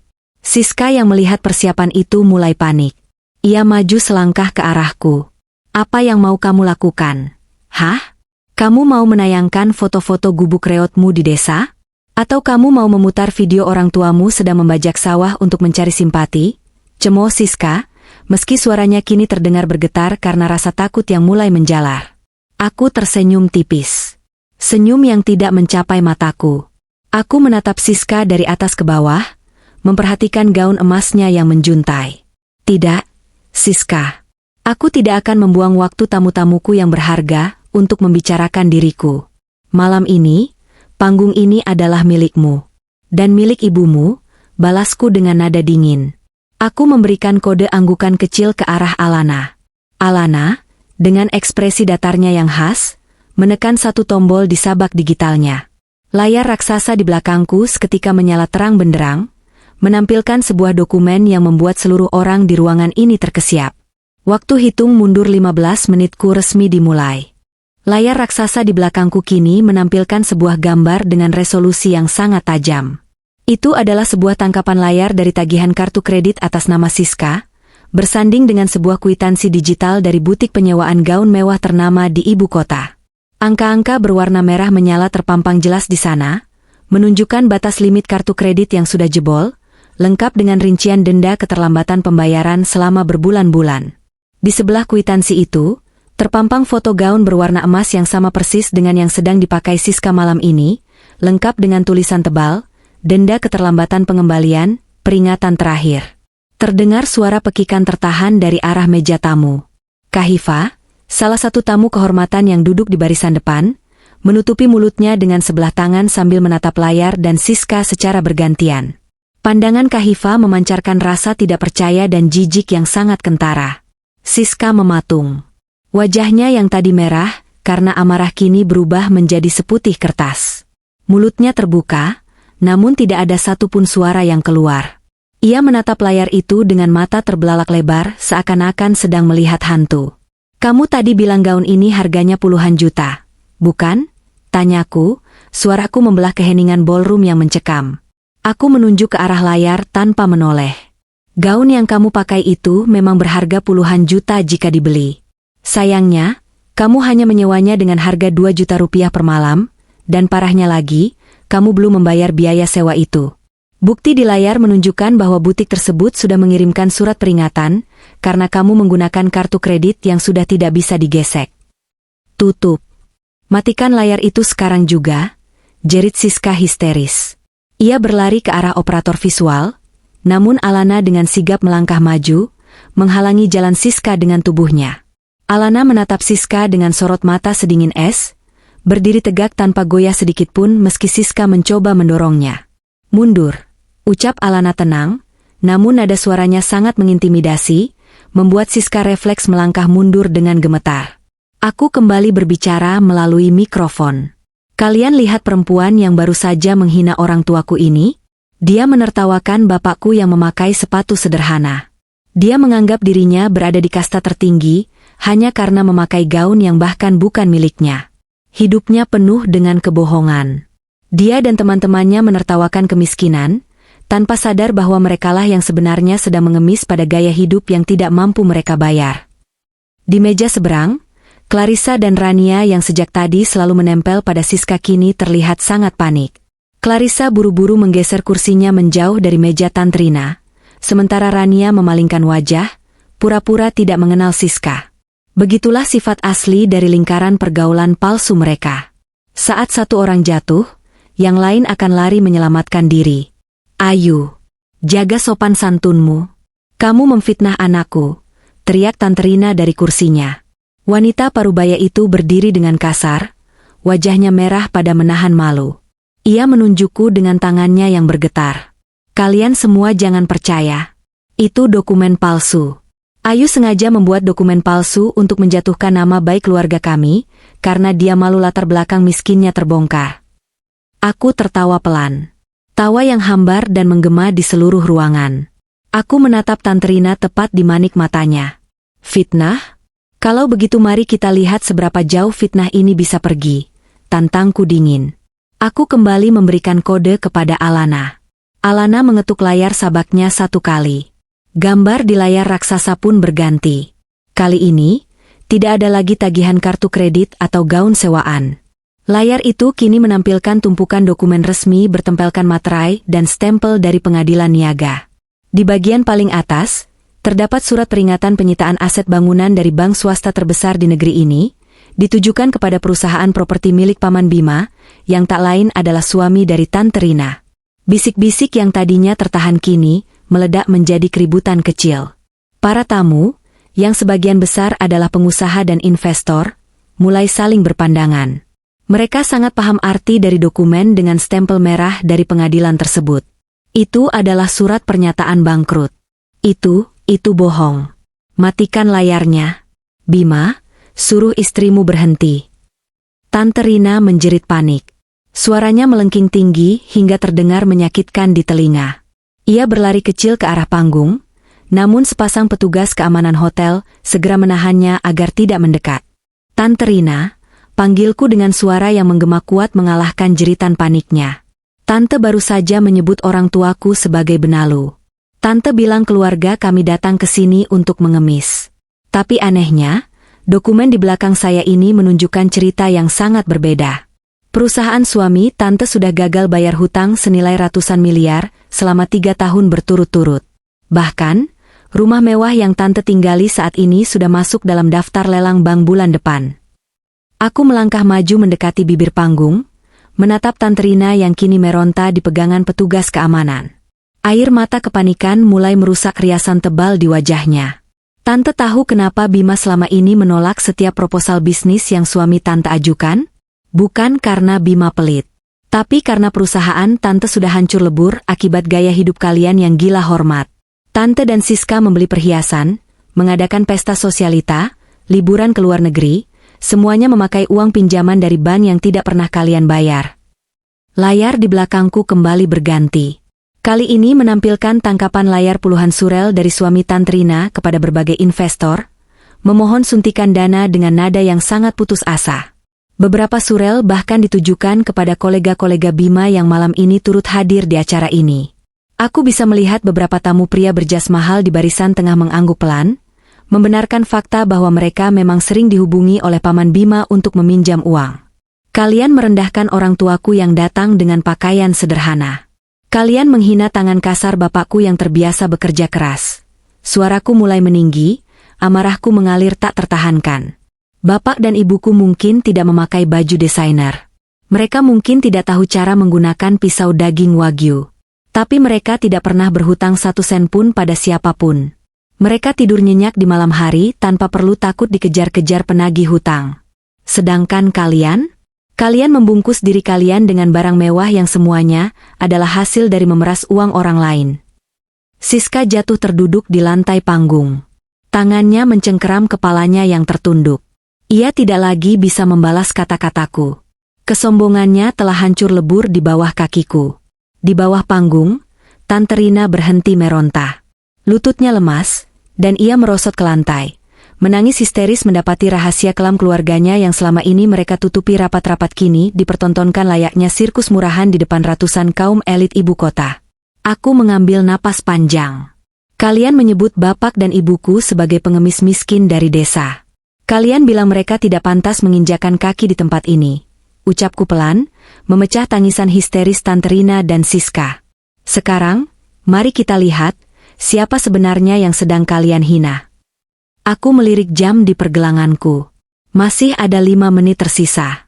5 menit terakhir untuk menutup peti mati kesombongan mereka. Layar proyektor raksasa di belakangku kini memancarkan cahaya putih yang menyilaukan, kosong tanpa gambar atau tulisan apapun. Namun, kekosongan di layar itu justru terasa jauh lebih mengintimidasi daripada dokumen-dokumen kebangkrutan yang baru saja aku pamerkan. Di bawah panggung, Tante Rina masih terisak hebat. Terduduk lemas di atas karpet tebal dengan riasan wajah yang sudah hancur lebur oleh air mata dan keringat dingin. Di sudut lain, Siska meringkuk sambil menutupi wajahnya, tubuhnya gemetar hebat bagaikan daun kering yang diterpa badai. Sisa waktu dari 15 menit yang aku janjikan kini, hanya tinggal menghitung mundur detik demi detik yang terasa berjalan sangat lambat dan menyiksa bagi mereka berdua. Seluruh tamu di dalam ballroom raksasa ini terdiam 1000 bahasa. Tidak ada lagi suara denting gelas kristal, tidak ada lagi bisik-bisik meremehkan, dan alunan musik klasik pun sudah lama dihentikan oleh petugas operator. Suasana terasa sangat kaku dan tegang. Semua mata tertuju padaku, menantikan langkah terakhir apa yang akan aku ambil untuk menghancurkan sisa-sisa harga diri keluarga suamiku yang sombong itu. Suamiku berdiri beberapa langkah di belakangku, kedua tangannya masuk ke dalam saku celana. Wajahnya datar tanpa ekspresi kasihan sedikit pun melihat penderitaan bibi dan sepupunya sendiri. Ia sudah menyerahkan kendali penuh kepadaku malam ini. Tepat pada saat ketegangan mencapai titik puncaknya, terdengar suara decit engsel pintu yang sangat keras. Pintu utama ballroom yang terbuat dari kayu jati berukir tebal itu didorong terbuka dengan kasar dari luar. Suara gebrakan pintu itu membuat ratusan kepala serempak menoleh ke arah belakang ruangan. Dari balik ambang pintu, muncullah sosok seorang pria parubaya yang berjalan masuk dengan langkah lebar dan penuh wibawa. Pria itu dikelilingi oleh 4 orang pengawal berbadan tegap yang mengenakan jas hitam seragam. Pria yang baru saja masuk itu mengenakan setelan jas berwarna abu-abu gelap dengan potongan yang sangat sempurna, memperlihatkan kelas dan kekuasaannya hanya dari cara kain itu jatuh di tubuhnya. Rambutnya sudah memutih sebagian, disisir rapi ke belakang, dan matanya memancarkan ketajaman seorang penguasa dunia bisnis yang sudah menelan asam garam kehidupan. Melihat sosok itu, terdengar helaan napas kaget dari beberapa tamu yang duduk di barisan belakang. Aku bisa mendengar gumaman nama pria itu disebut-sebut dengan nada penuh rasa hormat dan ketakutan secara bersamaan. Dia adalah Tuan Haris, salah satu taipan paling berpengaruh di negeri ini. Beliau adalah konglomerat yang menguasai berbagai sektor industri, mulai dari perbankan, pertambangan, hingga properti. Beliau juga merupakan target utama dari suami Tante Rina. Selama setahun terakhir, suami Tante Rina mati-matian mengejar Tuan Haris, memohon belas kasihan agar beliau bersedia menyuntikkan dana investasi untuk menyelamatkan perusahaan properti mereka yang sedang sekarat dan menunggu ajal. Tante Rina yang sedang menangis terseduh-seduh di lantai tiba-tiba mengangkat wajahnya. Matanya yang merah dan bengkak langsung melebar saat mengenali siapa yang baru saja datang. Baginya, kedatangan Tuan Haris di detik-detik kehancurannya seolah menjadi keajaiban yang diturunkan dari langit. Sebuah pelampung penyelamat di tengah lautan keputusasaan. Dengan sisa tenaga yang entah datang dari mana, Tante Rina memaksa tubuhnya yang lemas untuk bangkit berdiri. Ia mengabaikan gaun merahnya yang kini kusut masai dan kotor. Ia mendorong tangan petugas keamanan yang mencoba menahannya, lalu berlari tertatih-tatih menghampiri Tuan Haris yang sedang berjalan membelah karpet merah ballroom. Tuan Haris, syukurlah Anda datang, teriak Tante Rina dengan suara parau yang melengking, memecah keheningan ruangan. Ia nekat menerobos barisan pengawal Tuan Haris, membuat salah satu pengawal refleks menahan bahunya dengan kasar agar tidak menyentuh sang taipan. Tuan Haris menghentikan langkahnya. Beliau menatap wanita berantakan di hadapannya dengan kening berkerut dalam, memancarkan rasa jijik dan kebingungan yang sangat jelas. Beliau menarik jasnya sedikit, seolah menghindari aura negatif yang dibawa oleh Tante Rina. Siapa Anda? Berani sekali membuat keributan di acara resmi seperti ini? Suara bariton Tuan Haris terdengar sangat dingin dan mengintimidasi. Ini saya, Tuan Rina, istri dari Direktur Utama PT Megah Properti. Suami saya sudah puluhan kali mengirimkan proposal investasi ke meja Anda. Tante Rina menangis meratap, menangkupkan kedua tangannya di depan dada seperti orang yang sedang menyembah berhala. Tolong kami, Tuan Haris. Tolong selamatkan perusahaan kami. Wanita jahat di atas panggung itu baru saja memfitnah keluarga kami di depan semua orang. Dia menyebarkan dokumen palsu tentang kebangkrutan kami. Tolong katakan pada mereka semua bahwa Anda akan berinvestasi di perusahaan kami malam ini, Tuan. Saya mohon, angkat kembali harga diri keluarga kami dari hinaan perempuan miskin ini. Tuan Haris terdiam sejenak. Matanya menatap tajam ke arah wajah Tante Rina yang basah oleh air mata dan riasan yang luntur. Perlahan, wajah sang taipan berubah menjadi sangat keras. Rahangnya mengeras, dan beliau menepis udara di depannya dengan gerakan tangan yang sangat merendahkan. Megah Properti?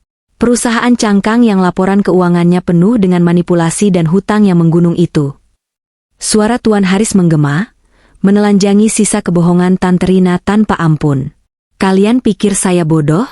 Bank yang menyita aset kalian dan mengirimkan surat pelelangan rumah mewah kalian itu adalah bank yang berada di bawah naungan perusahaan induk saya. Saya tahu persis bahwa perusahaan suami Anda sudah hancur lebur dan tidak bernilai 1 sen pun. Kaki Tante Rina seketika lemas mendengar jawaban yang sangat telak itu. Harapan terakhirnya dihancurkan di depan matanya sendiri. Ia menatap Tuan Haris dengan pandangan kosong, mulutnya terbuka namun tak ada suara yang keluar. Singkirkan wanita gila ini dari jalanku. Dia merusak pemandangan, perintah Tuan Haris kepada pengawalnya dengan nada muak. 2 orang pengawal bertubuh raksasa segera menarik lengan Tante Rina dengan kasar, menyeretnya ke pinggir ruangan layaknya menyingkirkan sebuah kantong sampah yang menghalangi jalan. Tante Rina hanya bisa merintih pelan, jiwanya sudah benar-benar hancur.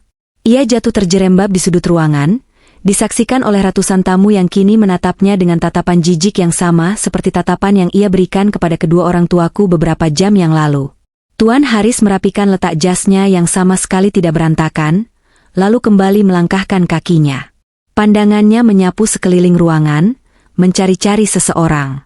Beliau mengabaikan suamiku yang berdiri di atas panggung, mengabaikan diriku yang memegang mikrofon, dan mengabaikan para pejabat serta kolega bisnis penting yang mencoba menundukkan kepala untuk menyapanya. Mata setajam elang itu terus bergerak, hingga akhirnya berhenti pada satu titik fokus. Di meja VIP yang terletak persis di barisan paling depan, di bawah sorotan lampu yang agak temaram. Di sanalah bapakku duduk dengan tenang. Pria tua dengan kemeja batik tulis yang warnanya sudah mulai pudar, dengan tangan kasar yang sedang menggenggam erat tangan ibuku. Seketika itu juga, raut wajah Tuan Haris yang tadinya angkuh, dingin, dan penuh dominasi, berubah 180 derajat.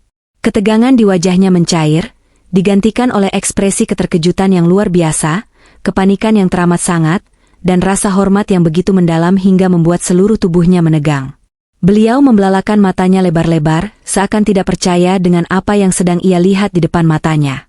Tanpa mempedulikan citranya sebagai konglomerat nomor 1, Tuan Haris tiba-tiba berlari kecil. Ya, seorang miliarder berusia 60 tahun berlari tergesa-gesa membelah ballroom, mengabaikan tamu-tamu yang harus menyingkir menghindarinya.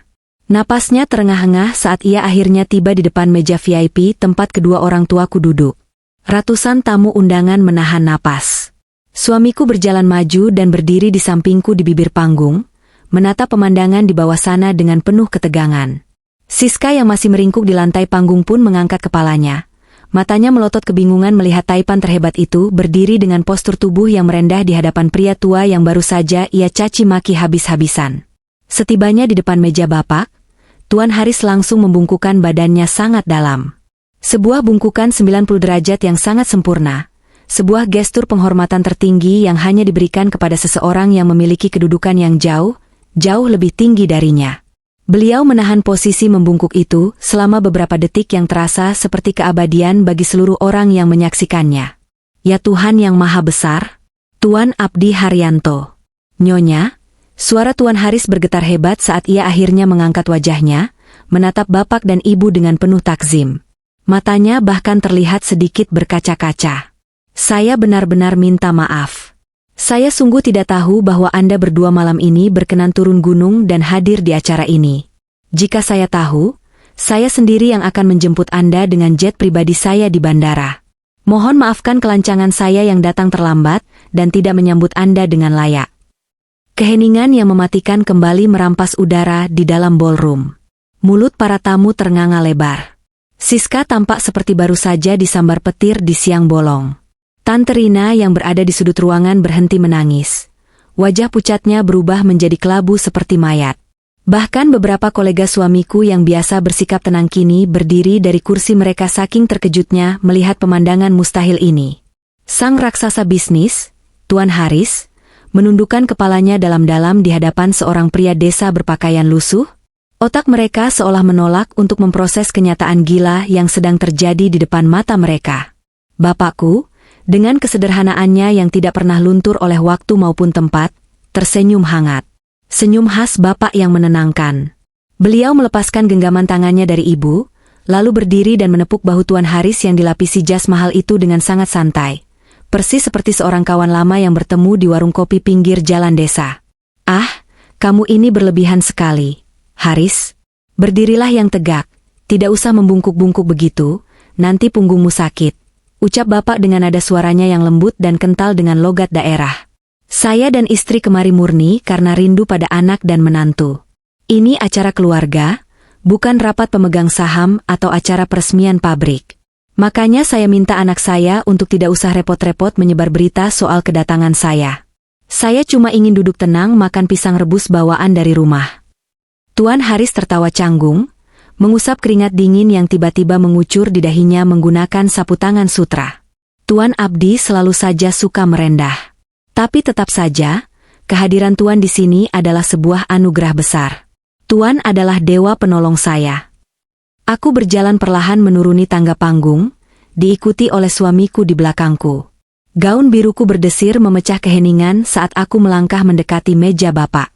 Aku berhenti tepat di sebelah Tuan Haris, lalu memutar tubuhku menghadap ke arah ratusan pasang mata yang masih terbelalak kebingungan. Aku mengangkat mikrofonku perlahan. Karena malam ini adalah malam kejujuran, Sepertinya masih ada satu kebenaran terakhir yang harus saya luruskan agar tidak ada lagi yang berani merendahkan keluarga saya. Kataku dengan nada suara yang lantang dan tegas, bergema menembus tulang rusuk setiap orang yang mendengarnya.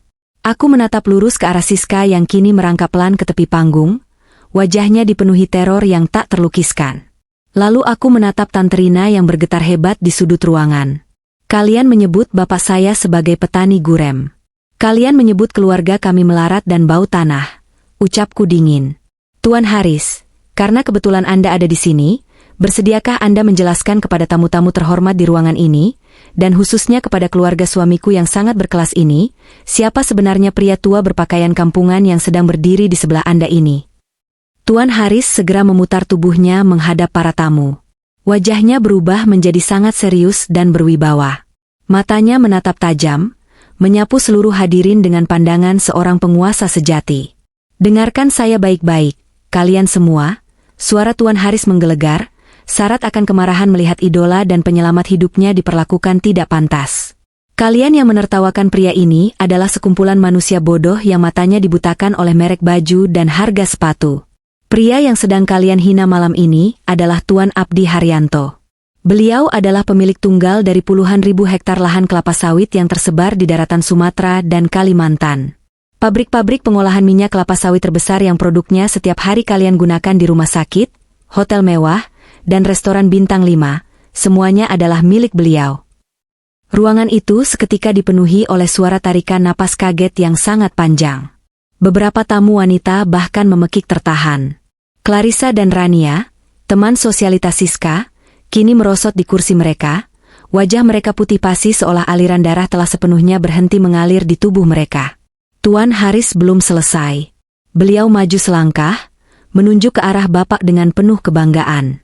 20 tahun yang lalu, ketika perusahaan saya diambang kebangkrutan karena krisis ekonomi, Tuan Abdi inilah yang menyuntikkan dana ratusan miliar tanpa syarat apapun untuk menyelamatkan nyawa ribuan karyawan saya. Beliau bukan sekadar orang kaya baru yang butuh pengakuan. Beliau adalah puncak rantai makanan di dunia bisnis ini. Beliau adalah pemegang saham mayoritas tersembunyi di konsorsium perbankan yang memberikan kalian semua hutang. Beliau bisa membeli seluruh hotel bintang 5 ini berserta kalian semua yang ada di dalamnya, hanya dengan uang tunai yang ada di brankas pribadinya. Tuan Haris menatap sinis ke arah Tante Rina yang kini terlihat seperti gumpalan kain kotor di sudut ruangan. Dan bagi Anda, Nyonya Rina, bank yang sedang memproses penyitaan aset suami Anda adalah bank yang saham terbesarnya dikuasai oleh bapak dari perempuan yang baru saja Anda hina habis-habisan malam ini. Nasib perusahaan Anda, rumah Anda, dan masa depan keluarga Anda, semuanya berada di bawah telapak sepatu sederhana milik Tuan Abdi Haryanto. Bapak hanya diam, tersenyum tipis merangkul bahu ibuku yang masih menyeka sisa air matanya. Bapak tidak pernah menyukai sorotan seperti ini. Beliau selalu mengajarkanku bahwa emas murni akan tetap berkilau meski dibungkus dengan kain lep yang kotor sekalipun. Kesederhanaan Bapak bukanlah sebuah pencitraan, melainkan karena beliau sudah selesai dengan urusan duniawi. Bapak tidak butuh validasi dari siapapun tentang seberapa tebal isi dompetnya. Beliau memakai baju longgar karena nyaman, dan membawa pisang rebus karena itu adalah hasil keringatnya sendiri yang paling ia banggakan. Bapak adalah definisi sesungguhnya dari kekayaan abadi yang tidak butuh panggung untuk berteriak. Aku menatap Siska yang kini menangis terseduh-seduh di atas panggung, lalu menatap Tante Rina yang jiwanya seolah telah tercabut dari raganya. 15 menit yang aku janjikan kini telah genap berlalu. Topeng kepalsuan mereka telah dihancurkan berkeping-keping, dan kini kebenaran raksasa telah menimpa kepala mereka layaknya sebuah palu godam tak kasat mata. Waktunya eksekusi terakhir. Kenyataan yang baru saja diungkapkan oleh Tuan Haris menghantam ballroom layaknya sebuah meteor raksasa yang jatuh tepat di tengah ruangan. Keheningan yang menyusul tidak lagi terasa seperti keterkejutan biasa, melainkan sebuah ketakutan massal yang mencekik leher. Ratusan tamu undangan kini menundukkan pandangan mereka, tidak berani menatap langsung ke arah bapakku. Udara kesombongan yang sejak tadi malam memenuhi ruangan ini telah tersedot habis, digantikan oleh aura penyesalan yang sangat pekat. Mereka yang sebelumnya ikut tertawa, berbisik, atau menatap sinis pada pakaian sederhana kedua orang tuaku kini berkeringat dingin, menyadari bahwa mereka baru saja ikut serta merendahkan dewa kekayaan yang bisa menghancurkan bisnis mereka dalam sekejap mata. Namun, tidak ada yang terlihat lebih hancur, lebih menyedihkan, dan lebih memprihatinkan daripada sosok Tante Rina dan Siska. Di sudut ruangan, Tante Rina perlahan-lahan mengangkat wajahnya yang berantakan. Matanya yang merah menatap kosong ke arah bapakku. Fakta bahwa nasib perusahaannya, rumah megahnya, mobil-mobil mewahnya, dan seluruh gaya hidup sosialitanya kini bergantung sepenuhnya pada belas kasihan pria tua berpakaian kampung yang baru saja ia usir dan ia maki-maki, membuat akal sehatnya runtuh seketika. Keputusasaan yang murni dan gelap mengambil alih seluruh kesadarannya. Dengan tubuh bergetar hebat, Tante Rina merangkak. Benar-benar merangkak menggunakan kedua lutut dan telapak tangannya di atas karpet tebal ballroom. Ia menyeret gaun merahnya yang kini terlihat seperti kain lap kotor, mengabaikan rasa malu, mengabaikan harga dirinya yang selama ini ia agung-agungkan. Ratusan pasang mata menatapnya dengan perasaan campur aduk antara ngeri dan jijik, melihat perubahan drastis dari seorang wanita sosialita yang angkuh menjadi makhluk yang sangat menyedihkan. "Maafkan saya, Tuan Abdi, maafkan saya." Rintih Tante Rina dengan suara yang nyaris tak terdengar, air liur dan air mata bercampur menjadi satu di wajahnya. Ia terus merangkak melewati meja-meja tamu, mendekati meja VIP kami. Di atas panggung, Siska yang melihat ibunya merangkak seperti binatang, akhirnya tersadar dari keterkejutannya. Rasa takut akan kemiskinan, ketakutan tidak bisa lagi menyewa gaun mewah, ketakutan ditertawakan oleh teman-teman palsunya, ketakutan menjadi gelandangan, membuat perutnya mual. Siska terhuyung-huyung menuruni tangga panggung, gaun emasnya tersandung hak sepatu tingginya sendiri, hingga ia jatuh tersungkur dengan keras di lantai. Ia tidak peduli pada rasa sakitnya. Siska ikut merangkak dengan panik, menyusul ibunya menuju ke arah keluargaku. Clarissa dan Rania yang sedari tadi menjadi komplotan mereka, kini diam seribu bahasa, menundukkan kepala dalam-dalam, pura-pura tidak melihat penderitaan sahabat mereka karena takut terkena imbas kemarahan bapakku. Tante Rina akhirnya tiba di depan kaki bapakku. Tanpa ragu sedikitpun, wanita parubaya itu menjatuhkan tubuhnya ke depan dan menempelkan dahinya ke lantai, tepat di ujung sepatu kulit sederhana milik bapak. Ia bersujud. Sebuah tindakan merendahkan diri yang paling absolut. Siska yang menyusul di belakangnya melakukan hal yang sama. Keduanya menangis meraung-raung, mencengkeram erat ujung celana bapak dan ibuku dengan tangan mereka yang bergetar.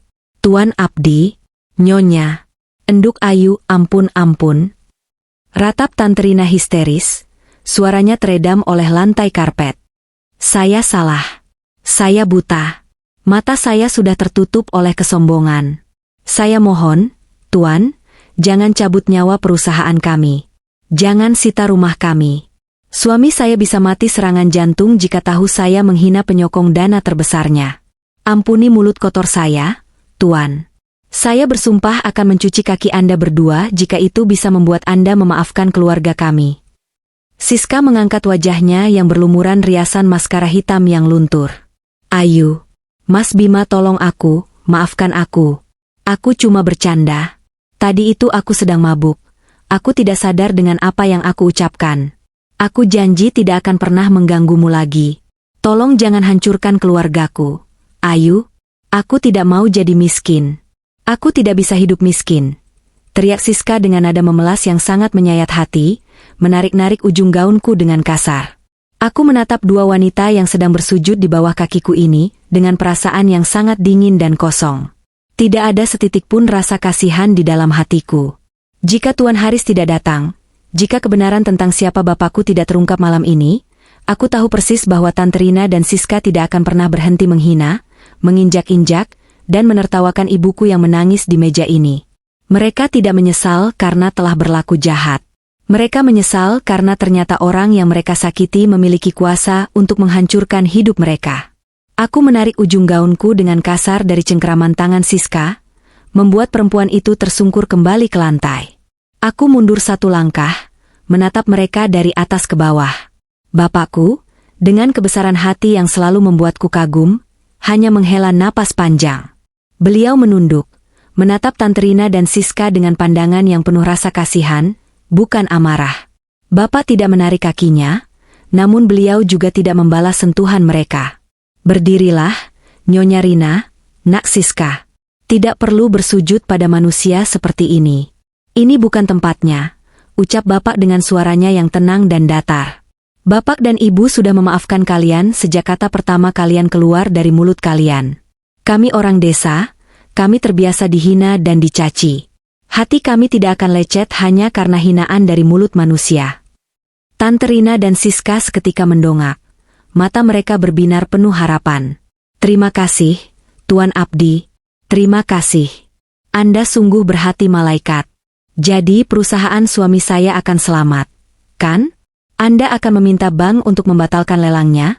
Tanya Tante Rina dengan napas terengah-engah, senyum kelegaan mulai terbentuk di bibirnya. Namun Bapak menggelengkan kepalanya pelan. Senyum tipisnya menghilang, digantikan oleh ketegasan seorang raja bisnis yang tak terbantahkan. Saya bilang saya memaafkan hinaan kalian kepada pribadi saya dan istri saya, kata Bapak tegas. Tapi untuk urusan bisnis, hutang tetaplah hutang. Aturan bank tidak bisa diubah hanya karena air mata. Perusahaan suami Anda hancur karena keserakahan kalian sendiri, bukan karena saya. Bank akan tetap memproses penyitaan aset sesuai dengan hukum yang berlaku besok pagi. Dan mengenai urusan keluarga ini, saya menyerahkan semua keputusannya kepada anak perempuan saya satu-satunya. Bapak menoleh kepadaku, memberikan anggukan pelan. Beliau memberikan kekuatan penuh kepadaku untuk menyelesaikan apa yang telah aku mulai. Kalian dengar apa kata Bapakku? Desisku dingin, suaraku menggema melalui mikrofon yang masih kupegang erat. Kalian bersujud dan menangis di kaki Bapakku bukan karena kalian sadar bahwa menghina manusia tua itu adalah perbuatan keji.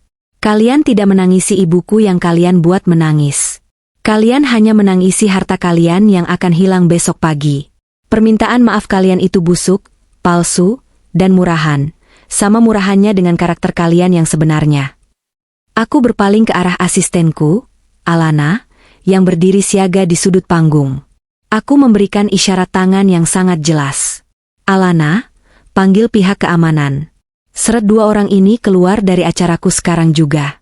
Dan pastikan wajah mereka di blacklist dari seluruh hotel bintang 5 di jaringan perusahaan suamiku mulai malam ini, perintahku dengan suara lantang. Suamiku yang berdiri di belakangku mengangguk setuju, matanya menatap tajam ke arah Bibi dan sepupunya tanpa sedikit pun niat untuk membela mereka. Bima sudah muak dengan parasit di dalam keluarganya sendiri. Siska menjerit histeris. Tidak.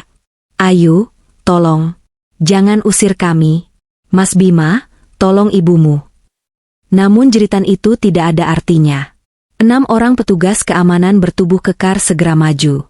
Tanpa mempedulikan teriakan, rontaan, atau tangisan mereka, petugas keamanan itu menarik lengan Tante Rina dan Siska, memaksa mereka berdiri, lalu menyeret mereka berdua dengan paksa menuju pintu keluar utama ballroom.